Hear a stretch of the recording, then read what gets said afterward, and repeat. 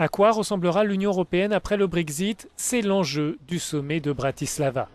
Les dirigeants européens, sans le Royaume-Uni, effectueront un premier tour de table pour évaluer les positions de chacun.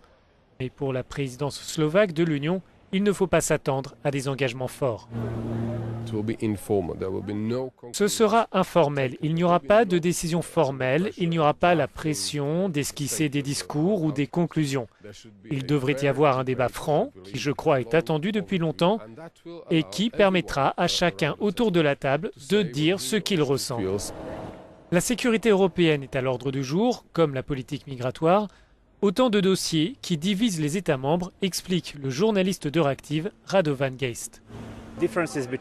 Les divergences entre différents groupes de pays, et le groupe de Visegrad est l'un d'eux, et le reste de l'Europe sont encore plus visibles que l'année dernière.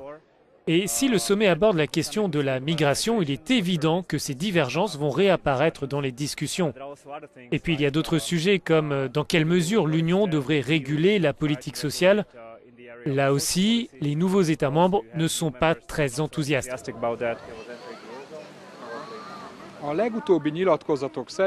Après les différentes interventions des dirigeants européens, il n'y aura pas de décision prise à Bratislava à propos de l'avenir de l'Union.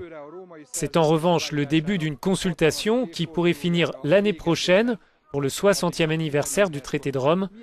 La direction de l'Union européenne après le Brexit sera peut-être alors plus claire. Zsíros Sándor, Euronews, Pozsony.